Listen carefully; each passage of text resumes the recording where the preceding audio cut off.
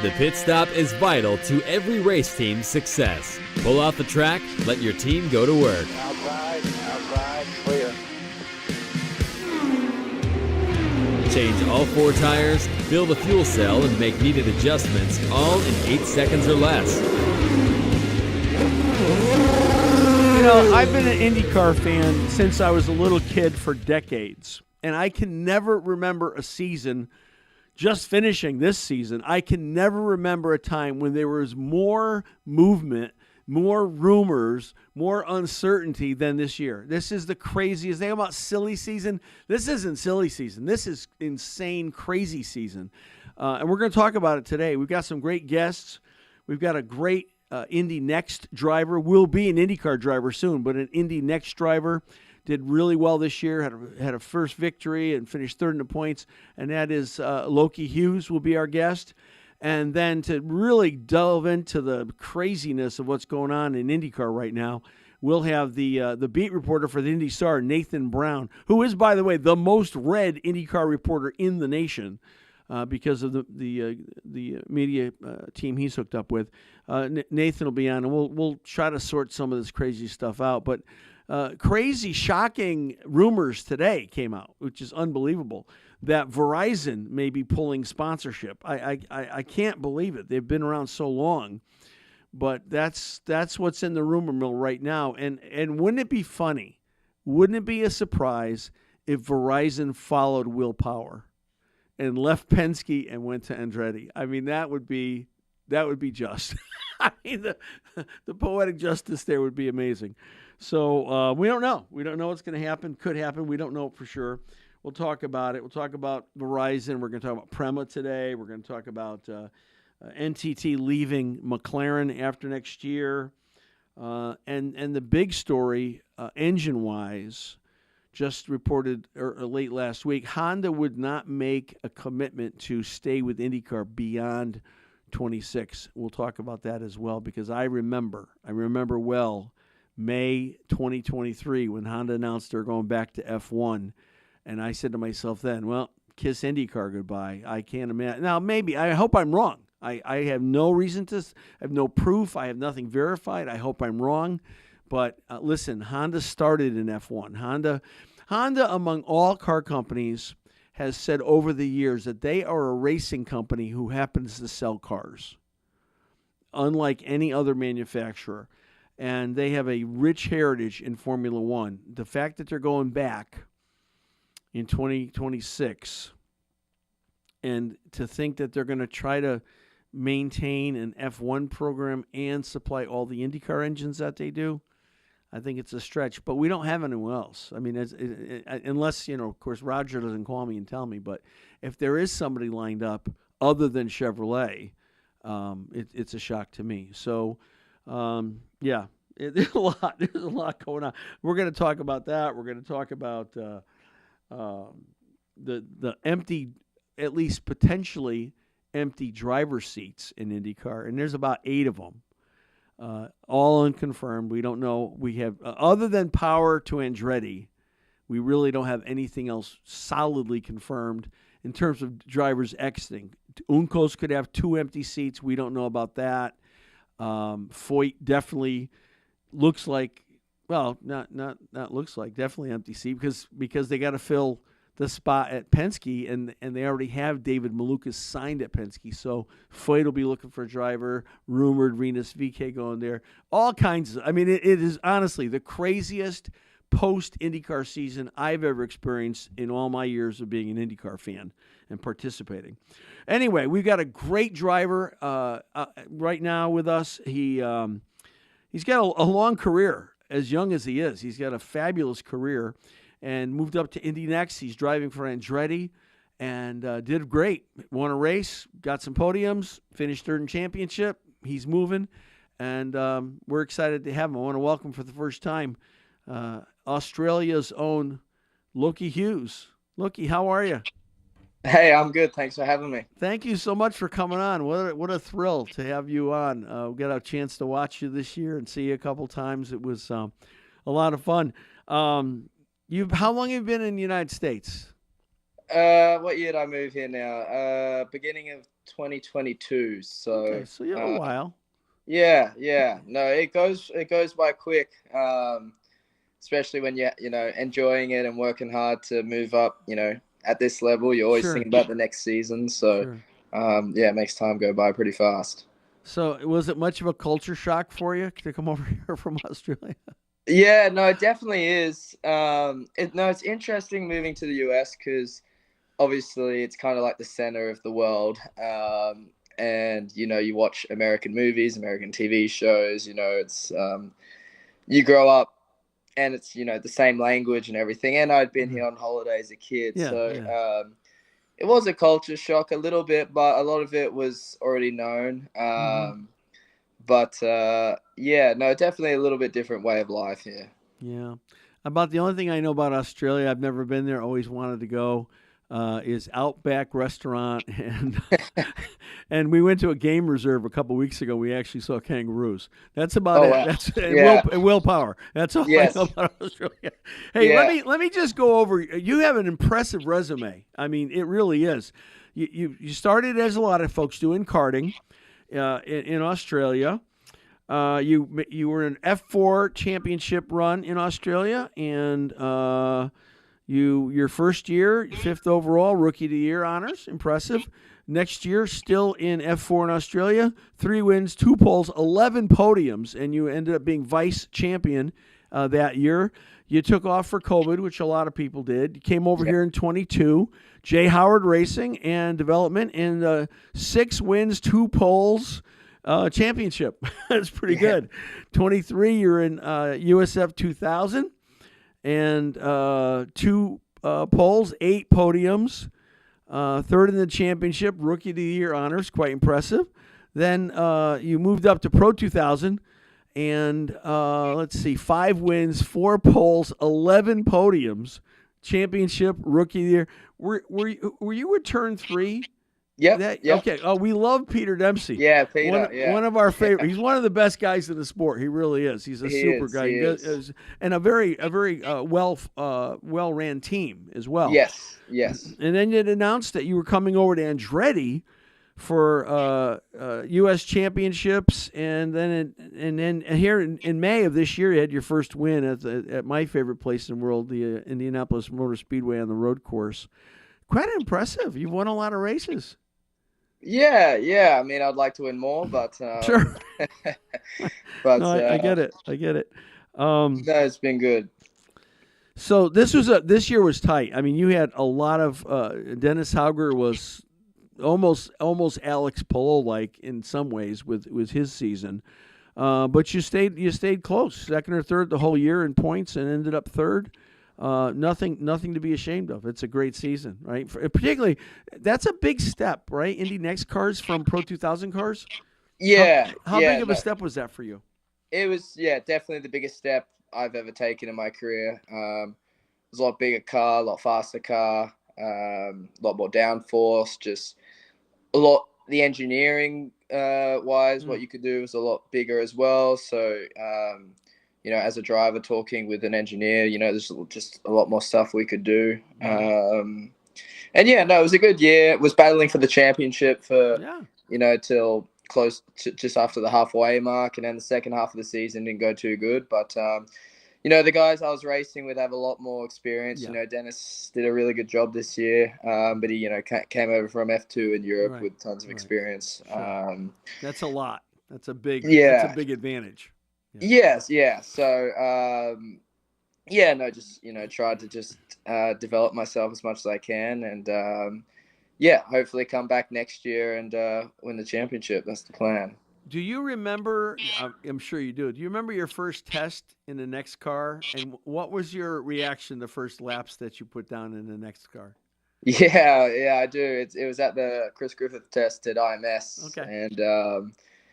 Honestly, it was mind blowing. Like at that stage, like wow. In the Indy Next car, we have we have to do like a gear learn. The first lap we do and go through all the gears, and you only have, I think it's like 50% power when you go through gear learn. And I remember coming out the pits in gear learn and going, man, this thing's fast.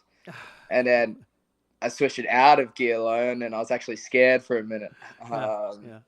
But no, you end up getting used to it. But yeah, it was mind blowing. Honestly, the first time I went full power down the back straight, it's pretty cool experience. Yeah.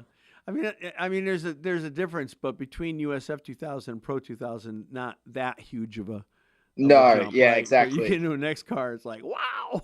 Yes, Yeah. yes. You're like, this is what a race car feels Oh, like. good. Okay. Yeah. All right. Here's another question.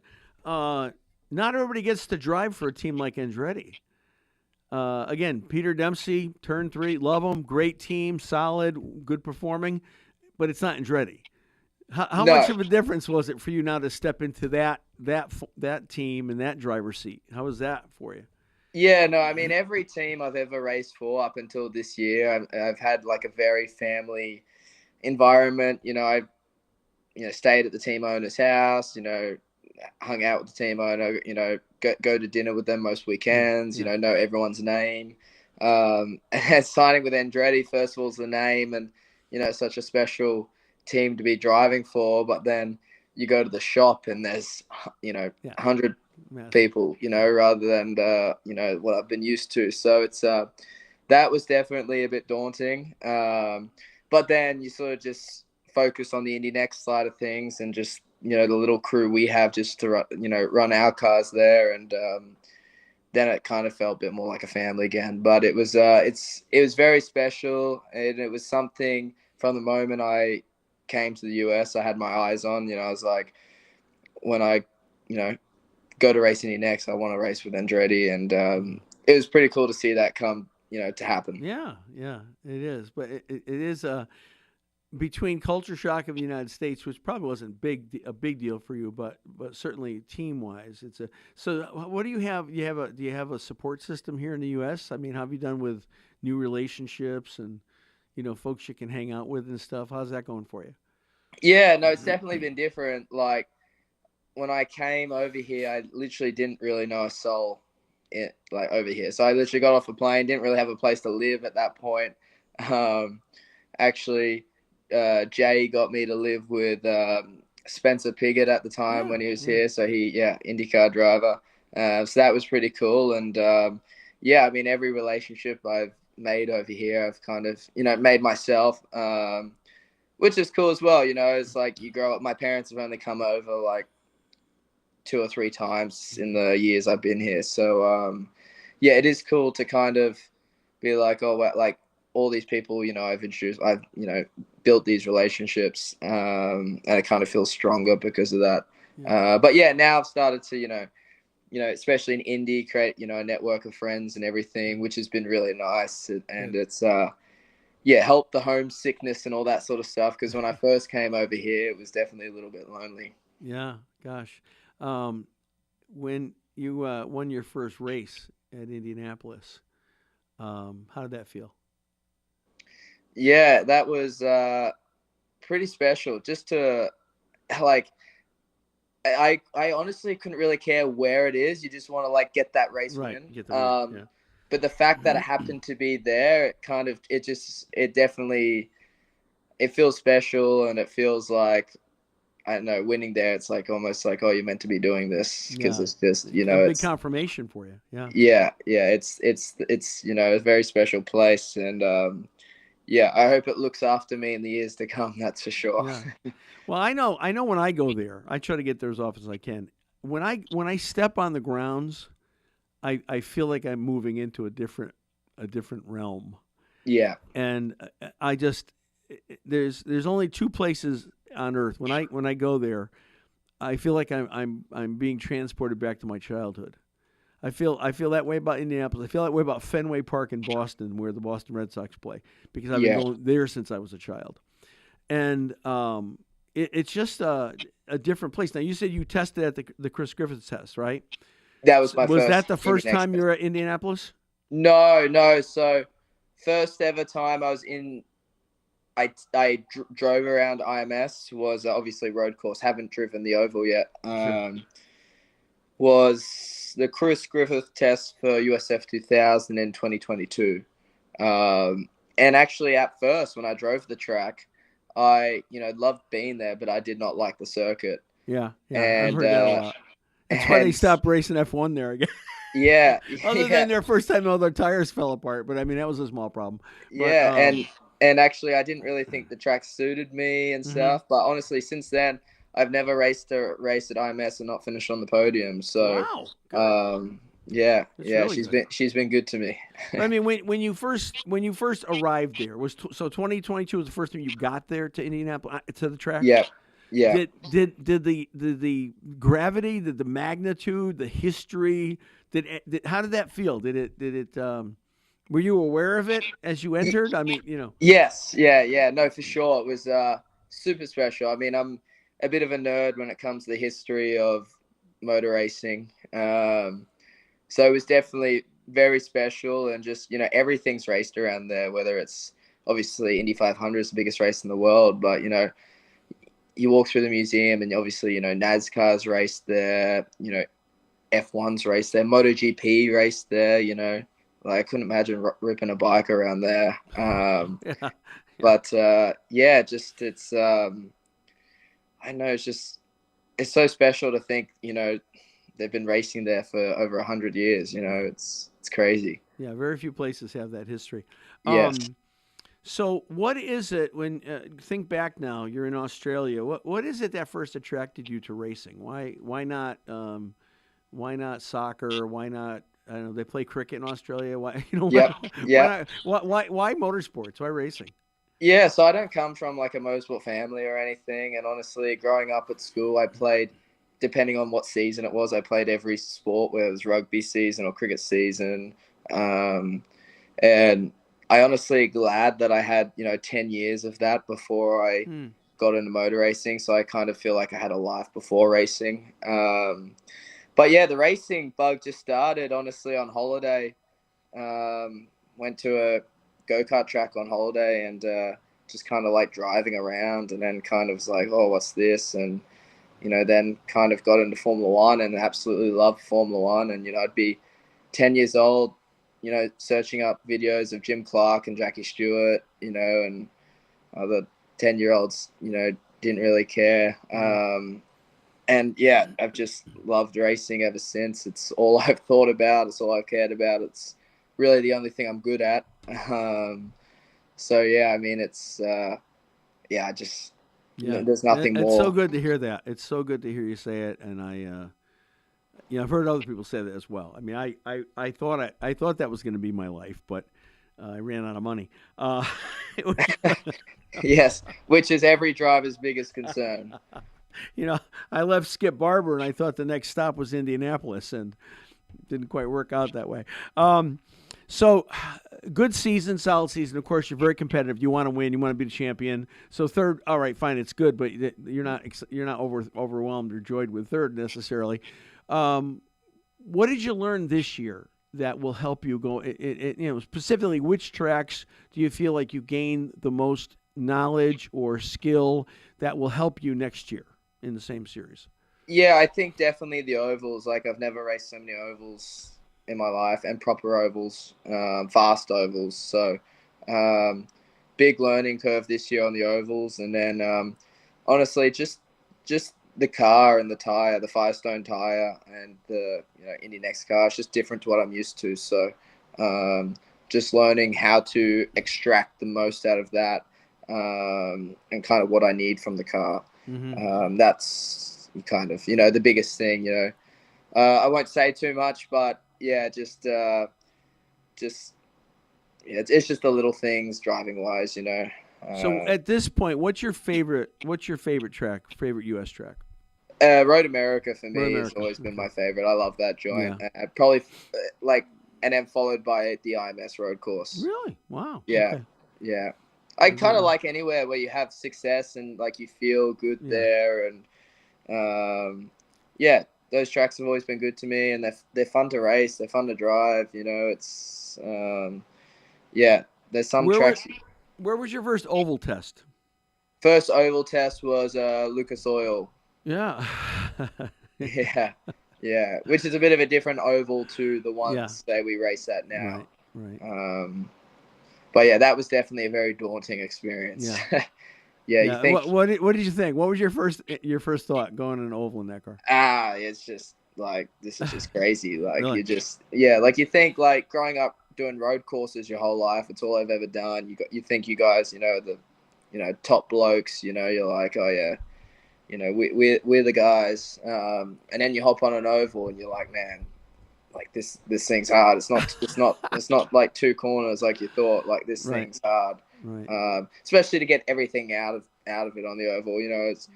I found it was quite like relatively not easy, but to be like close to the pace is easy, closer than a road course. But to be like the guy on an oval is so hard, so difficult.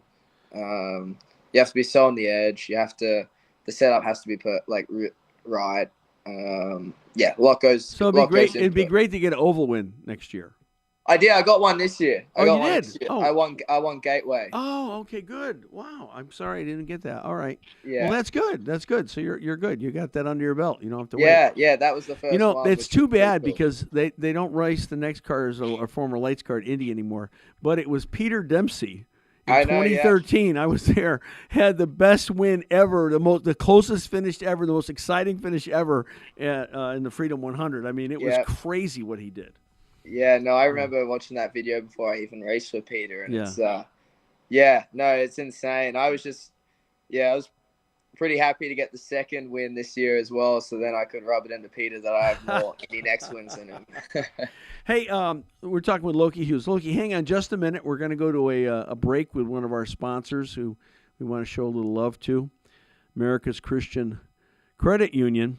Hey, listen, if you're looking for a smart, faith-aligned way to grow your savings, right now, America's Christian Credit Union is offering a 12-month certificate with the highest interest rate in the nation, 4.75%. It's a limited time, only offered to the new ACCU members. You can deposit up to $1 million. You can get started for as little as $1,000. It's a term share certificate similar to a CD, but with greater mission. Don't wait. Lock in before the rate changes. Go to americaschristiancu.com/pits. You got to do that so they know it came from us. americaschristiancu.com/pits and get started today. It's a great organization. They're in California, but they service all over the country, and you'll make some money there. All right, thank you so much. Back with Loki Hughes. So I'm guessing your folks weren't there for your win at IMS, right? No, they actually were. They were. Yes. They decided to come to that one. Yeah. That is so cool. Yeah. They must have been proud parents, huh? Wow. Yeah, they were proud and a bit drunk. But it was pretty cool. They came over and won the race. Before or after you won? Probably before, to be honest. Yeah, okay. Yeah, probably to deal with the stress beforehand. But that they had some fun, that's so nice, special. Great that you could share that with your family. That's wonderful. I think that's actually the first race win they've been over here for. Yeah, that was the first win they were here in the US. They saw me win the championship last year in Portland, but I didn't win a race. Yeah. That was pretty special. How I've heard Portland. I've never done it, but I've heard Portland's a tough track to drive at. Did you find that to be true? Yeah, it's definitely a strange track. Being a road course, and every corner is pretty much a right-hander, bar from two corners. Mm-hmm. So it's definitely it's a weird one, and turn one there can just be crazy. Yeah. I got taken out there this year at turn one, so it's that's a bit frustrating, but it's a fun track. How about St. Pete? There's been a lot of lap one first corner accidents at St. Pete. Yes. How did you fare there? Good. Finished second there this year, and won there in 2000 and won there in pro. So I love that track. I love street courses. They're fun. I love putting your balls on the line and having to hold on. And it's just it's just cool because no one tests there, and there's bumps, and it's just there's always that in the back of your head, don't crash, and it's just like St. Pete especially, a great place to start the season. I wouldn't want to start it anywhere else. And being able to start, staying in a hotel right next to the track, and it's just, some nice sights and scenery around there as well. So it's cool. Does you come off that long straightaway at St. Pete into the first corner? Does it seem like the corner narrows with so many guys trying to get the same piece of real estate in the first corner? No. I think we glitched here. Let's see. Oh, here he is. Okay, he's back. You got me again? Yeah, we had a little fun. So I don't know if you heard that question. I heard it about the turn 1 at St. Pete. How does that feel going into it? It's really cool. It's I'm actually happy that it's the first race of the season, because I think everyone's a little bit more cautious being the first race. So like, all right, we can't win the championship at turn 1 at St. Pete. So, well, I say that. There's still a lot of drivers who don't think like that. But, it's I think if it was a bit later in the season, it'd be a bit more crazy. Yeah, I think so too. But it's it's a cool track. It's interesting with the, it's like a runway. Going into there. Yeah. Part of it's it was an airport. Yeah. Exactly. Wow. Yeah. It's kind of Sebring-ish that way. Yes. Hey, so you've got the year under your belt. You did great. Podiums, wins, third place. How much confidence does that give you coming into the next season? For sure. It helps. Feeling definitely very confident. Not many guys. It's a big step up. So I think it's a tough one. I think at the end of last year, if you had said, next year you'll win a couple Indy Next races, a bunch of podiums, poles, and get third in the championship, it'd be hard to turn it down. Right. But it's for sure, having driven a lot of the tracks and everything and know what I need now, it's quietly confident. Good. And if I'm guessing perhaps the same engineer for next year, so you guys have a rapport developed, and you're familiar with communicating back and forth. Exactly. Yeah, that's the plan. So keep the same crew and go Good. 2 spots better next year. Good. All right. Well, listen, thank you so much for coming on. It's I've been trying to get you for a while. It's a real pleasure to have you on, and hopefully we'll get you to tune in next year. Maybe we'll get you another spot, maybe early in the season. It'd be wonderful if we could do that. So yeah, let's do it. No worries. Thanks for having me. It's been good. Thank you so much, everybody. This is Loki Hughes, drives for Andretti Autosport and Indy Next. Great drivers, going to have a great year. I can't wait to watch them next year. Thanks again. Cheers, mate. Appreciate it. All right, we're going to take a break. We've got, I think we've got from our good friends at Speed Sport, we got a promo we're going to run, and we'll be back.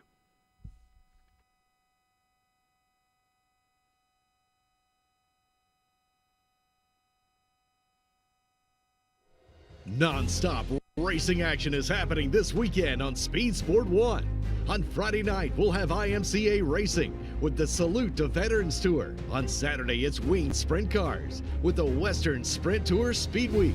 $26,000 up for grab. And on Sunday, we'll take you to Hancock County Speedway for the 2025 Night of 1,000 Stars.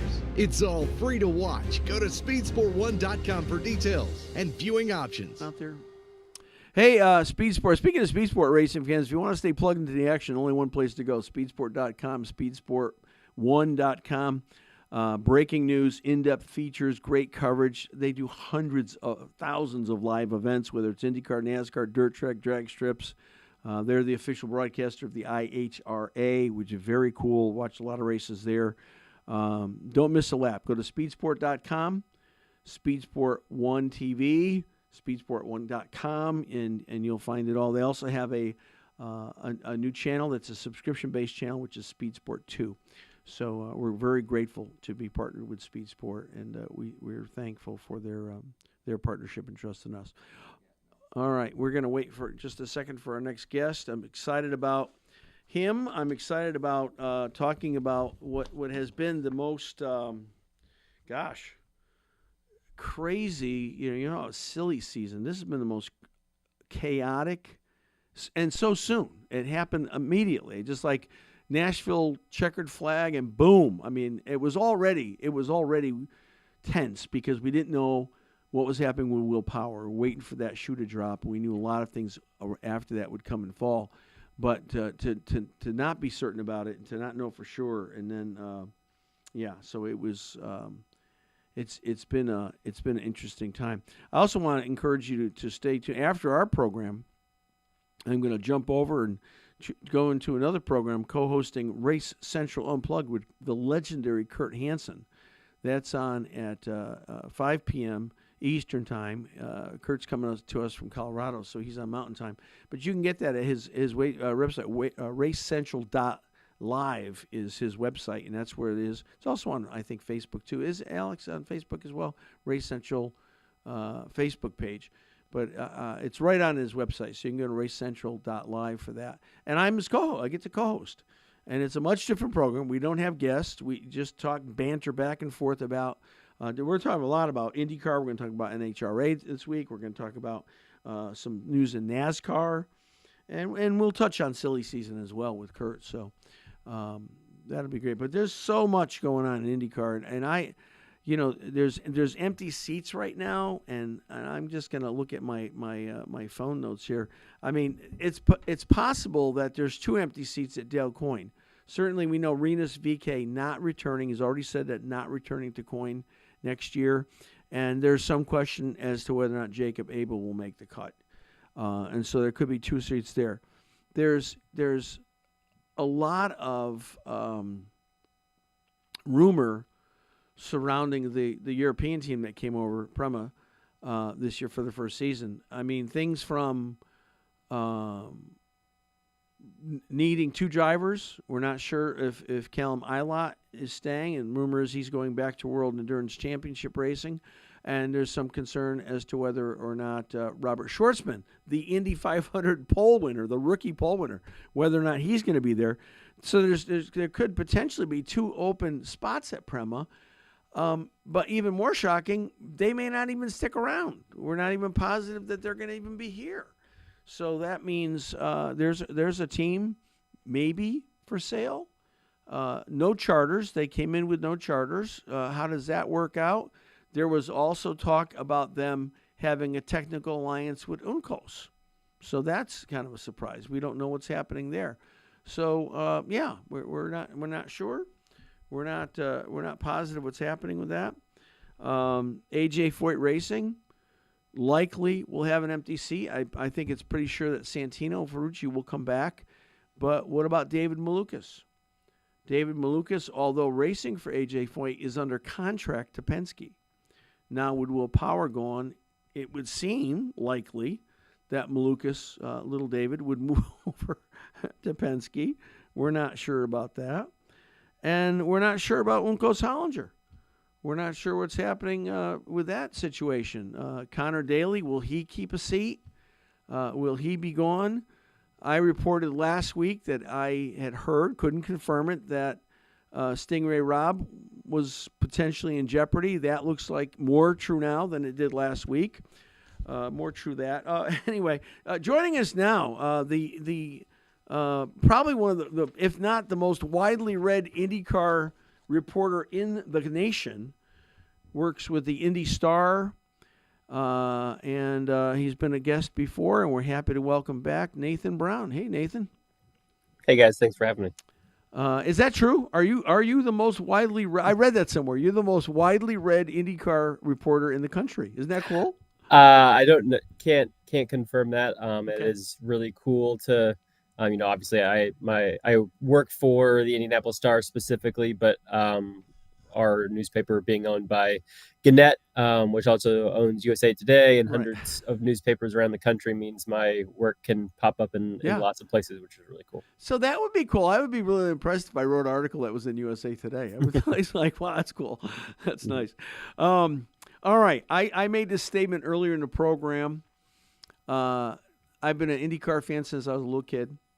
Decades of being an IndyCar fan. Been there countless times.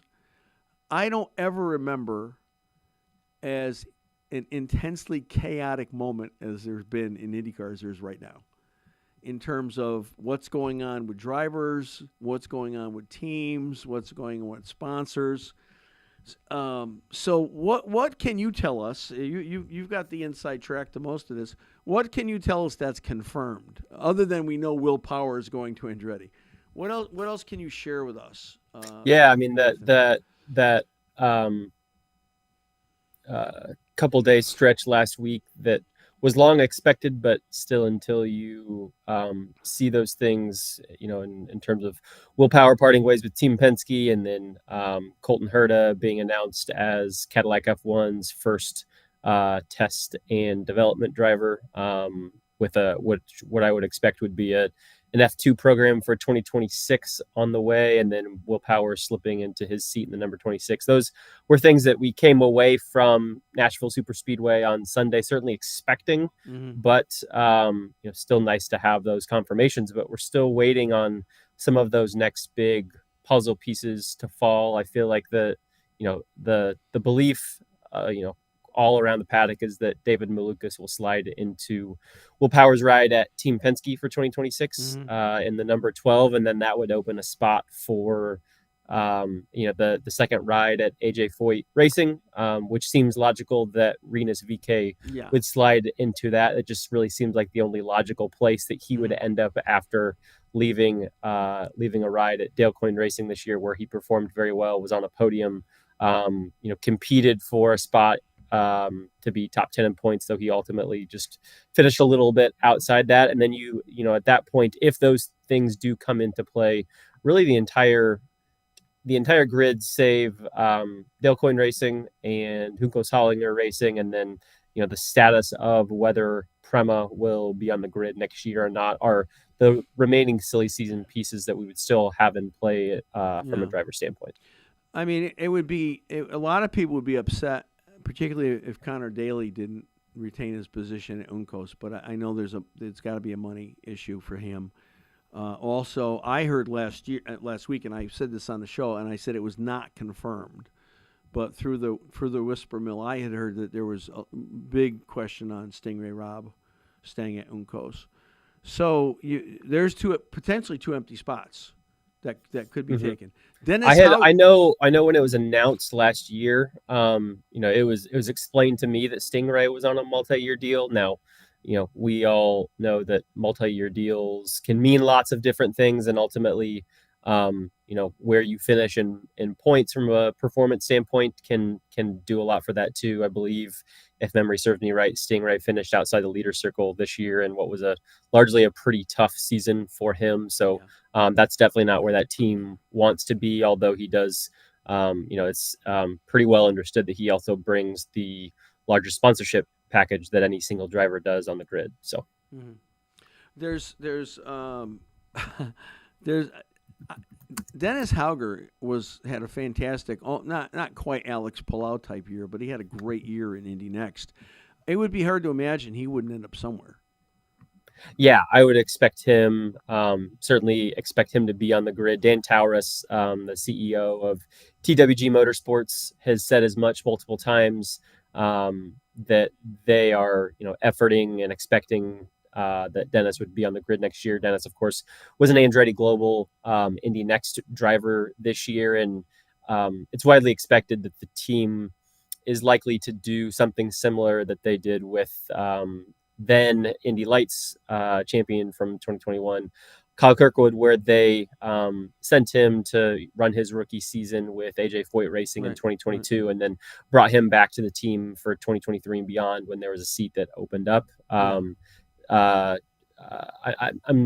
It's not entirely clear to me if Kyle Kirkwood is out of a contract next year. Will Power is on a multi-year deal, but we do know that Marcus Ericsson will be out of be at the end of his contract after the end of next season. So barring Marcus having a truly, standout effort after what have been a couple rough years in joining Andretti Global, we would probably, I would expect Dennis to race elsewhere in 2026 and then end up there in 2027.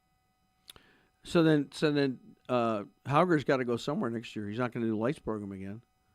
No, the prevailing theory in the paddock is that he would end up at Dale Coyne Racing. Dale has obviously had some fairly good luck, although not necessarily this year, with running young rookie drivers. Sure.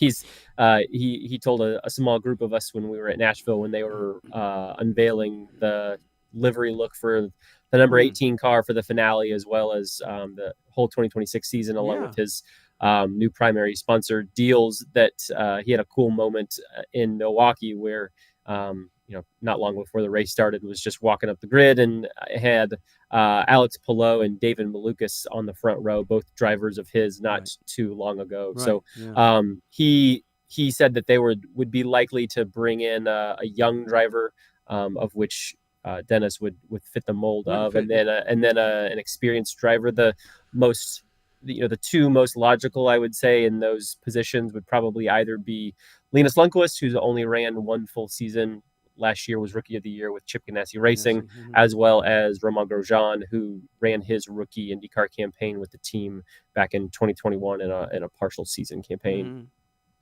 I don't know if Dale would say this, but it seems like, in terms of behavior of drivers and staying and leaving, it almost seems like Dale's a development team. I don't know that he would say that, and I don't think he would, but it almost looks that way. And I feel bad. I was very disappointed for Dale when Rinus VeeKay said he wasn't going to stay. I said, gosh, here's Dale. Dale gets a good driver, some good results finally, and bang. It would probably have to go back to Sebastian Bourdais for the last time he had a really good driver. But again, Palou came from there, and others, and Santino Ferrucci went through Coyne. So there's a lot of good drivers that are running today that had their start at Dale Coyne Racing. So, but I feel bad for Dale. Let's talk about Prema. The rumors that are circulating about Prema are hard to imagine. Everything from, they're going to be fine, they're going to have a technical alliance with Nuncos, we heard that the other day, to we're not even sure if they're going to be around next year, to it's got to be rough.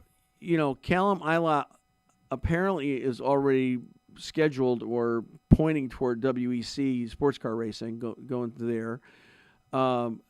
Poor Connor Daly. He it seems like he has no control of his own destiny at this point. So what do you do with Prema? How do you figure that out? Now they're supposed to have a press conference, I guess, tomorrow, where they're gonna clear up some of this stuff. I don't know what do you I have not heard anything about any sort of press conference. But that was along with trying to figure out what was going to eventually happen with Will Power and Colton Herta. That was the biggest thing floating around the paddock when we were in Nashville a couple weekends ago, was just trying to figure out what the future might look like for Prema. And quite frankly, I don't know that anyone had that answer yet. And I'm not really sure if anyone still quite does. Both of their drivers, Robert Schwartzman and Callum Ilott, were and still are, at least for I'm sorry, I said Connor Daly. I was obviously thinking the wrong team. They're both under contract to drive for the team for next year. So if they are on the grid, they don't have any questions on who are going to be running their cars. Both of those drivers of course are drivers that don't bring funding. The big questions are around that team in general, including the European Junior Formula racing arm, whether the status of the team's major backer, Deborah Mayer, who we believe largely provided the tens of millions of dollars that the team used to set up shop and build an IndyCar team from the ground up over this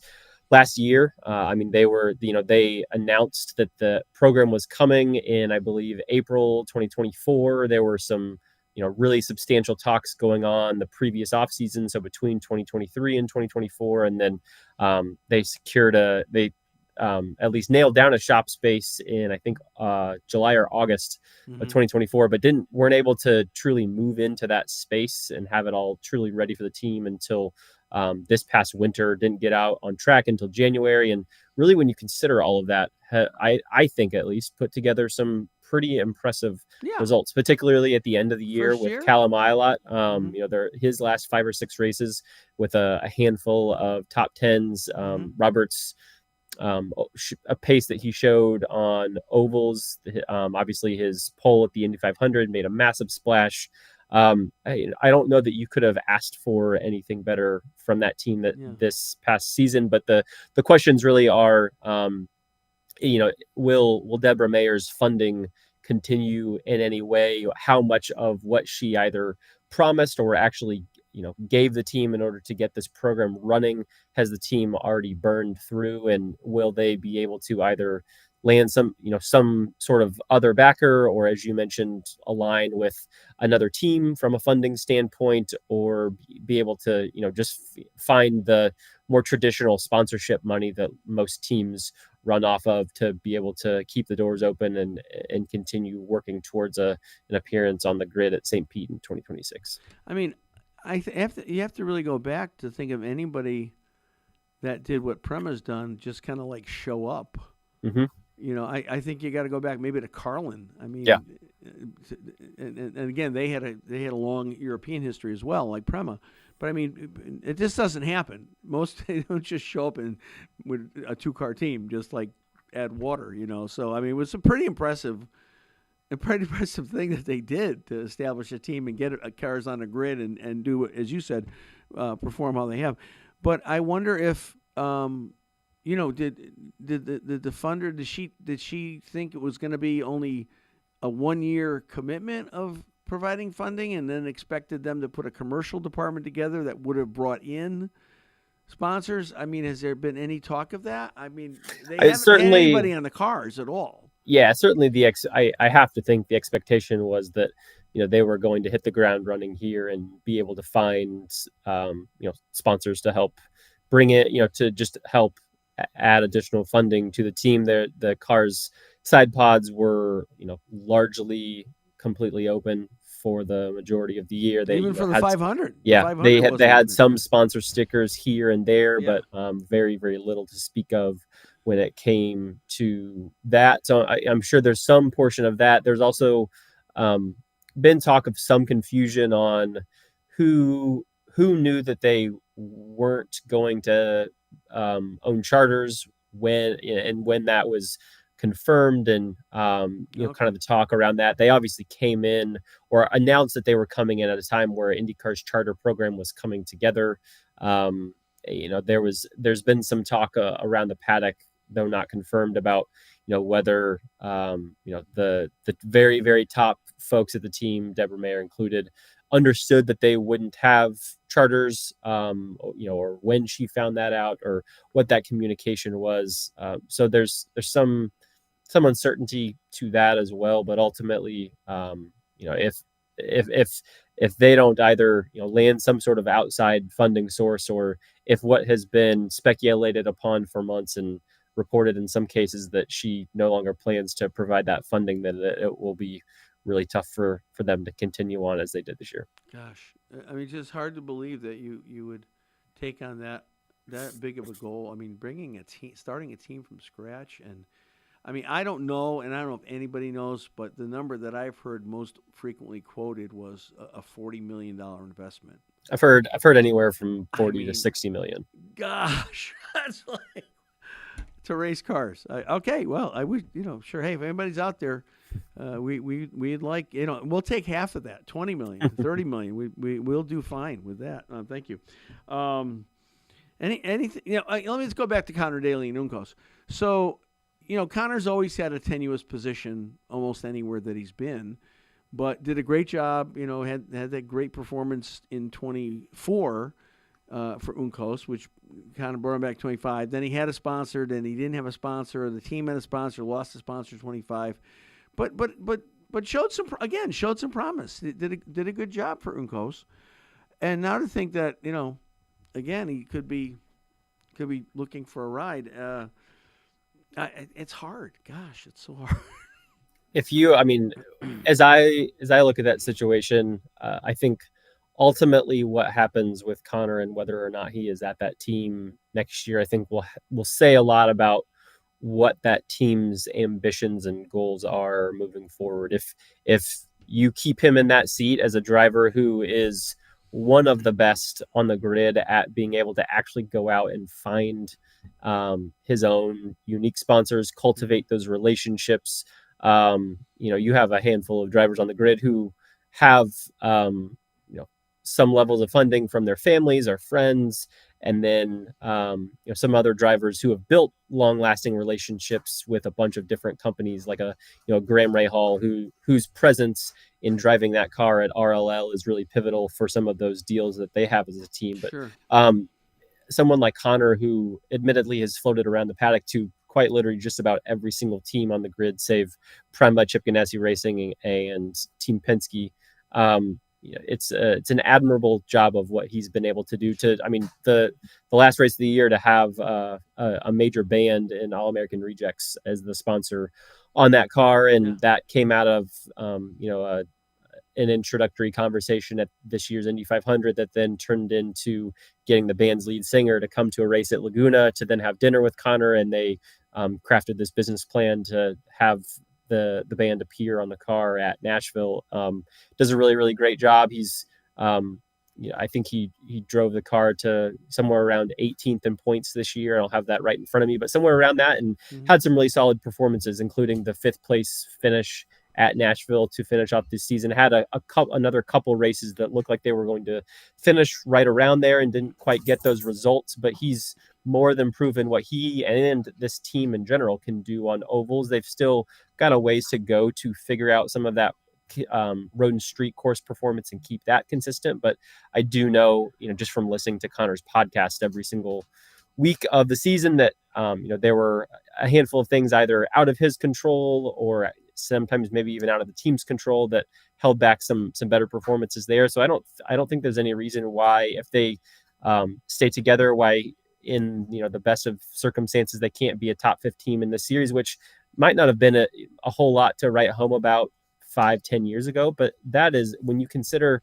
the names who finished outside that or were right on the border of that this year, anyone in that top 10 to top 15 is a really strong group of names. And I would think that would probably be a solid goal for Connor and the team if they come back. Now, if Connor is not in that seat, then you have to imagine that they pick someone that just simply was able to bring more budget. And that just kind of tells you where that team is at and where its priorities lie moving forward here in the near future. Well, then I read that they're talking, but potentially Uncos talking about going back into Indy next. They are. They announced that yesterday. Yes. Okay. So that, and I thought the whole reason they pulled the plug on that 2 years ago was funding, and didn't want, whether it was, Mr. Hollinger didn't want to write more checks, or whoever it was. I think what I understand on that is that they had a driver that was going to drive for the team that either that driver fell through or the driver's funding fell through, and then when that funding was no longer there, the team decided that they weren't going to backstop that, and so they pulled out. But the series is proving to be just continuing to build steam, and you have to think that them announcing that yesterday means that they feel like there's a driver market out there, whether they have drivers signed yet or will, that would be able to provide the funding that can make that a lucrative series to participate in. Yeah, and I mean the strength of Uncos. I mean, there's probably not a better. I'm sure there's not another owner in the paddock that has more engineering prowess than Ricardo Uncos. I mean, he's a proven winner, and so it's pretty impressive. It's good. All right, last question. We got to go. Talking with Nathan Brown from the Indy Star. Always good to have you on. I always feel like I'm around someone that really knows what's going on when I have you on. Thank you so much. Of course. Is it true the Spark Coffee went out of business in Speedway? I'm not sure. I haven't passed through there all that often, to be totally honest. It's kind of outside my neck of the woods a little bit, and I haven't been to downtown Speedway in a little bit, so I'm not sure if that is. So we need to give you the assignment to go down there and investigate and see if the Spark is still can open. do that. Any drivers, of all the drivers this year, anybody that really surprised you and said, "Wow!" And let's not count Schwartzman's pole at Indy.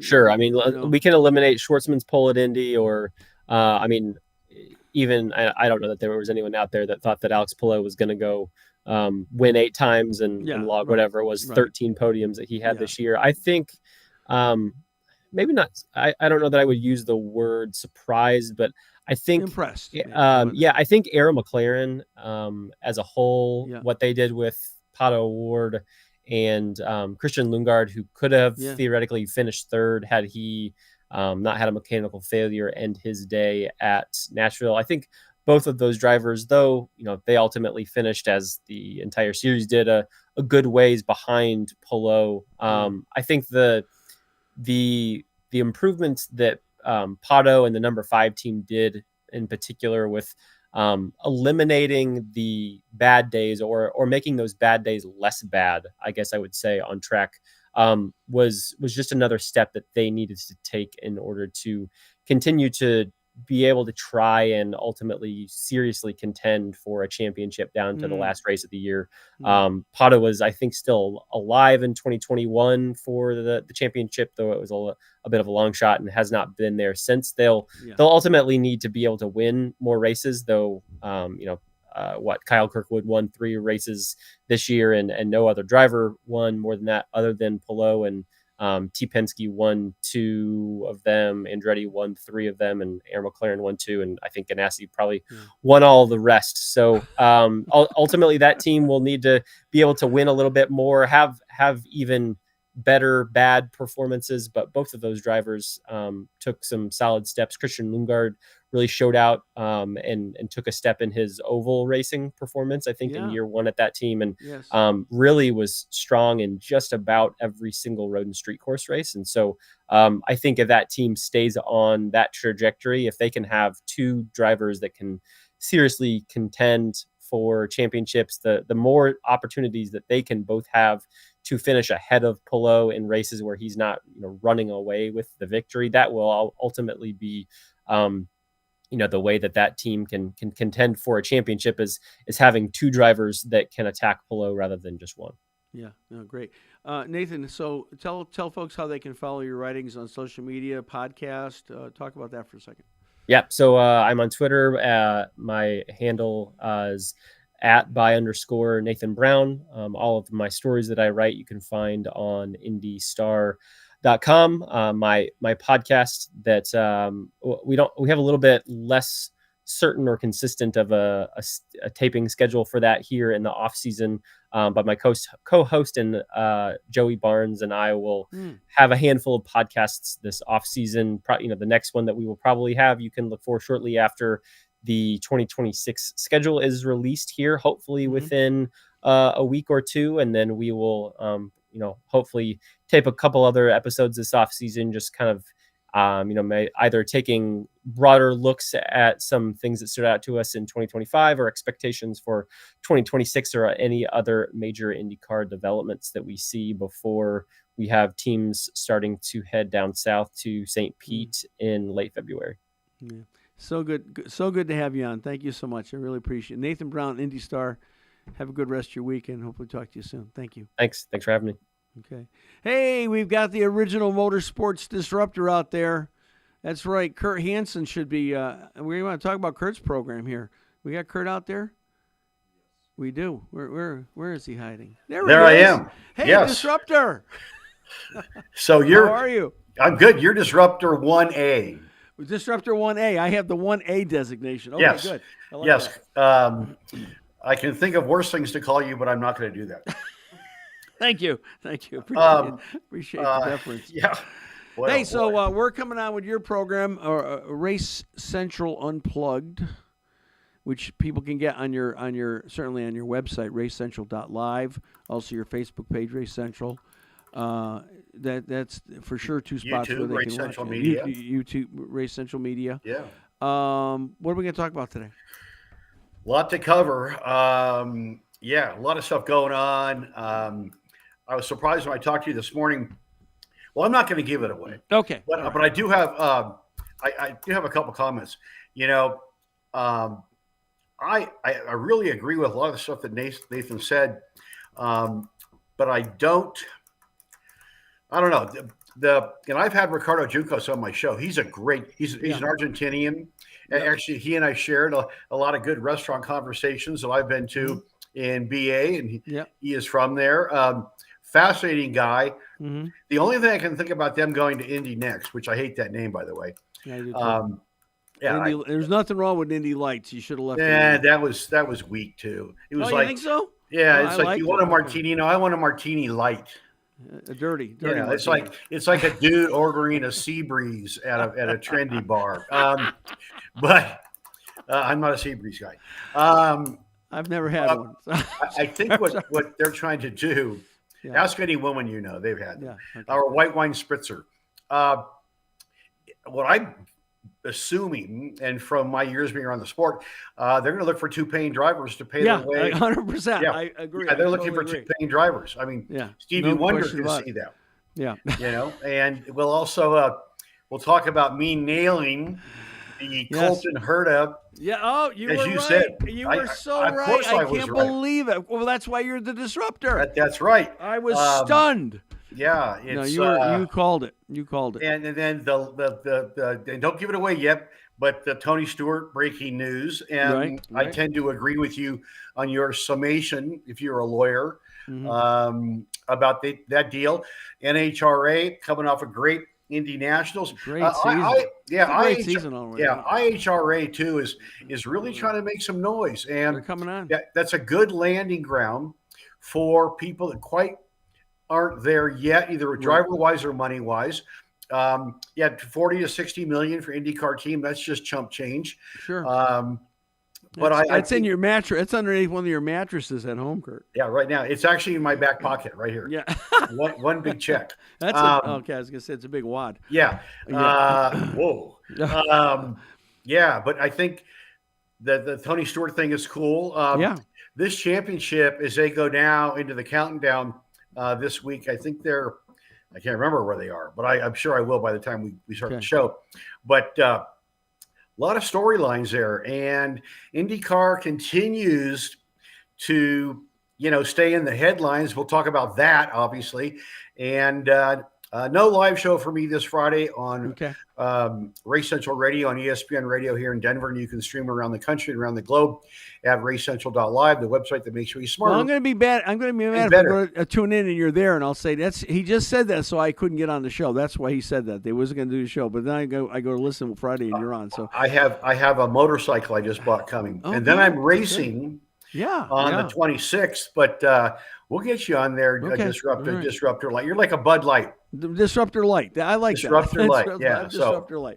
Yeah. All right, listen, we're going to take a break, and then thank you guys. Hey, listen, go to our YouTube channel, Pits Are Open Podcast. Sign up for YouTube. Go to our website, pitsareopen.com. Sign up for our newsletter, and like us on Instagram, Pits Are Open Podcast on Instagram. All right, we're going to take a break. We'll be back with we'll be back on Kurt's channel, which is Race Central, in about 5 minutes. Don't go away.